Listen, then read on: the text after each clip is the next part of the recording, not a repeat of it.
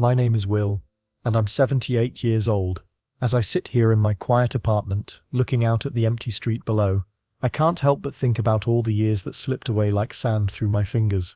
Years when I thought I had everything figured out, when I believed I was strong enough to handle life on my own. But there's a particular kind of silence that settles over you when you realize just how wrong you've been about the most important things in life. Have you ever wondered what happens when someone spends 70+ years running from the very thing that could have saved them? When they build their entire life around avoiding the one relationship that might have given it meaning? I have, because that someone was me. I wasn't raised in a godless home. My mother took us to church every Sunday when I was young.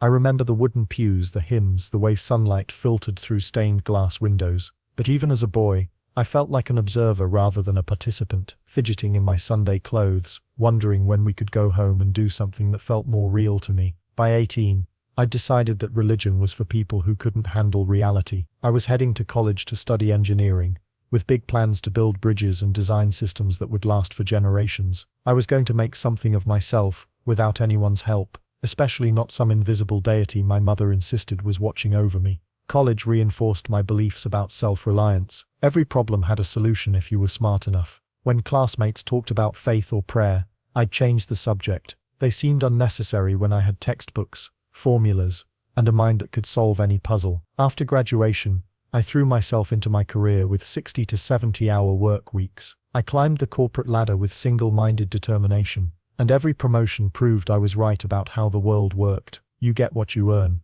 You solve your own problems. I married Susan when I was 26. She was beautiful, intelligent, and shared my practical approach to life. Neither of us was particularly religious, though she occasionally mentioned missing her childhood church. I'd suggest we donate to charity instead, which seemed more concrete to me. If someone could take a picture of my life when I was 40, it would have looked like the American dream. Successful career, beautiful wife, 3 healthy children, house in the suburbs with a 2-car garage. I'd achieved everything I'd set out to accomplish, and I'd done it without leaning on faith as a crutch. I felt vindicated in my choice to trust in myself, rather than in something I couldn't prove existed. But life has a way of humbling the proudest among us, doesn't it? The first crack came when Susan was diagnosed with breast cancer at 42. Sitting in the oncologist's office, hearing words like aggressive and metastasized, I felt complete helplessness for the first time in my adult life. I threw myself into research, reading medical journals,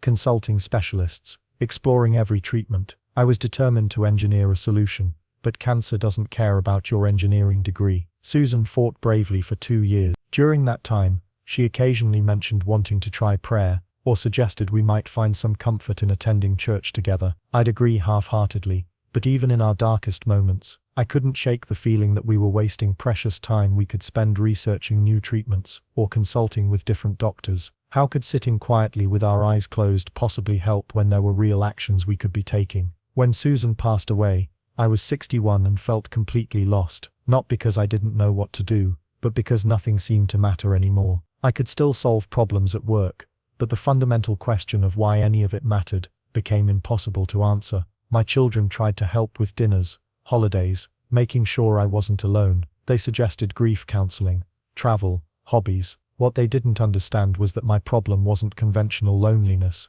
but a deeper emptiness, like building a house without laying a foundation. I retired at 65, thinking that freedom from work responsibilities would give me time to figure out what came next. Instead, it just gave me more hours to sit with my thoughts and wonder how I'd managed to reach this stage of life, feeling so utterly unprepared for its deeper challenges. I'd mastered the mechanics of living, but somehow missed the point of it all. The years that followed were filled with activities designed to keep me busy rather than fulfilled. I volunteered, took up woodworking, traveled to places Susan and I had planned to visit, but I couldn't shake the feeling that I was just marking time. I thought about people I'd known who drew strength from their faith. My mother, who'd faced my father's early death with peace I couldn't understand. Susan's sister, who'd spoken about prayer with such conviction. I'd always assumed these people were weaker than me, needing the crutch of religious belief. But now I wondered if maybe they knew something I'd missed. If you're listening to this and you enjoy these kinds of real, honest conversations about life's deeper questions, I hope you'll take a moment to subscribe to this channel and maybe leave a comment sharing your own thoughts. These topics matter,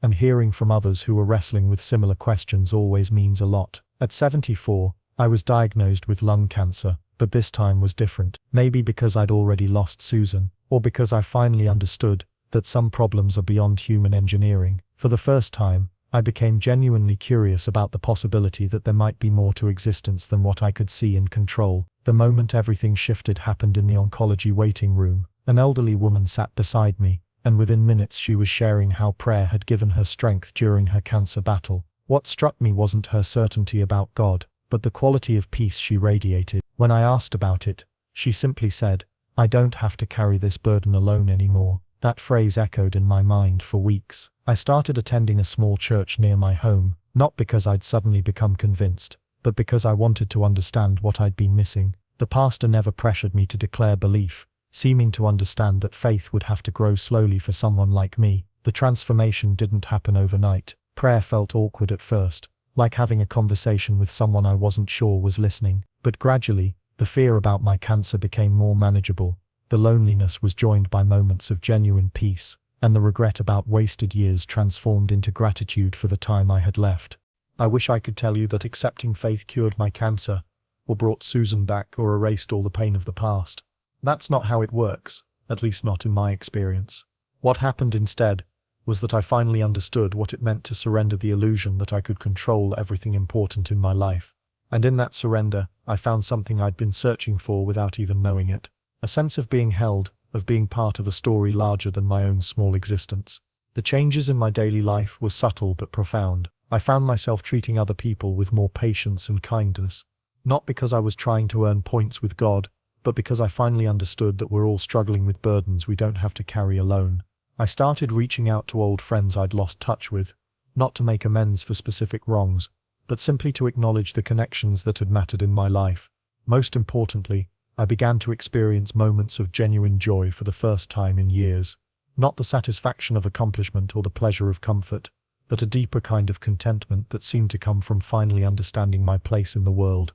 It was like I'd been trying to solve a puzzle my entire life, using only half the pieces, and suddenly someone had showed me where the other half had been hiding. As I reflect on these changes, there are several things I've learned that I wish I'd understood decades earlier. The first is that admitting you don't have all the answers isn't a sign of weakness, it's the beginning of wisdom.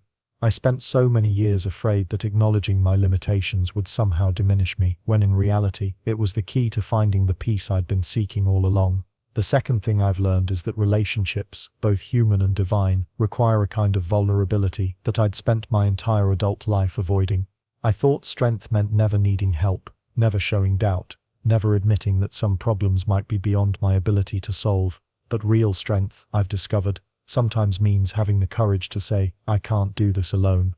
The third insight that came to me too late was that meaning and purpose in life aren't things you achieve or accomplish, they're things you discover by connecting with something larger than yourself. All those years I spent trying to build a legacy through my work and success, I was looking for significance in all the wrong places. The meaning I'd been searching for was always available, I just had to be humble enough to accept it. The fourth realization has been that forgiveness, both giving and receiving it, is essential for peace. I'd carried so much resentment over the years, anger at circumstances I couldn't control, bitterness about losses I couldn't prevent. Learning to let go of that anger didn't happen overnight, but it was like setting down a heavy backpack I'd been carrying for decades without realizing how much it was weighing me down. Finally, I've come to understand that time spent in quiet reflection and prayer isn't time wasted, as I'd always believed. Some of the most important work of life happens in those moments when we're still enough to listen, to consider our place in the larger story, to acknowledge our gratitude for the gifts we've been given, and our need for guidance we can't provide for ourselves. These insights didn't come through dramatic revelations, they grew gradually when I finally paid attention to the right things. I can't help but think how different my life might have been if I'd been open to these truths when I was younger. I don't share these reflections to make anyone feel guilty about the choices they've made, or to suggest that there's only one right way to live. But if you're someone who, like me, has spent years trying to handle everything on your own, I want you to know that there's another way, not an easy way, but a way that offers the kind of peace and purpose that no amount of self-reliance can provide. Maybe you've been curious about faith but held back by doubts or pride, or past disappointments. Maybe you've been carrying burdens that feel too heavy to bear alone. Maybe you're successful and accomplished, but somehow still feel like something essential is missing from your life. If any of that resonates with you, I want to invite you to consider that there might be a relationship available to you that could change everything.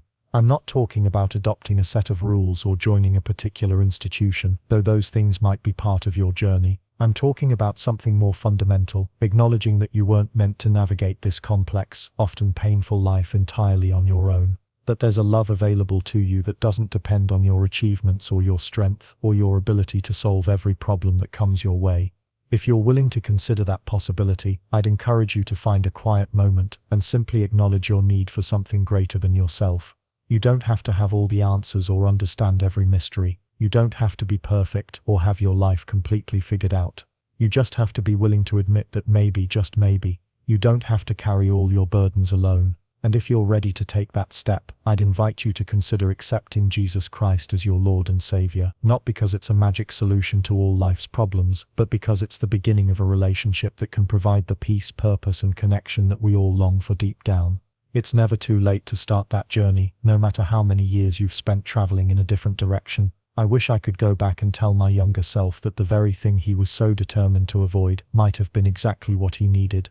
But since I can't do that, I'm sharing my story with you instead, hoping it might save someone else from spending as many years as I did trying to solve life's puzzle with half the pieces missing. I'm grateful for every day I have now, grateful for the peace that finally came to me even in my final years, grateful for the understanding that my story is part of something much larger and more meaningful than I ever imagined. If my experience encourages even one person to consider opening their heart to the possibility of faith sooner than I did, then sharing these reflections will have been worthwhile. The truth is, none of us know how much time we have left, whether we're 28 or 78. What we do know is that we don't have to spend whatever time we have feeling lost or alone or disconnected from the deeper purposes of life. There's a relationship available that can transform even our most difficult circumstances into opportunities for growth, peace, and connection. My cancer is still with me, and I don't know how much longer I'll be around to share stories like this one. But I'm no longer afraid in the way I used to be, because I finally understand that my life has been part of something larger all along. I just had to be humble enough to recognize it, and brave enough to embrace it. If this conversation has touched something in your heart, I hope you'll take some time to reflect on what it might mean for your own life.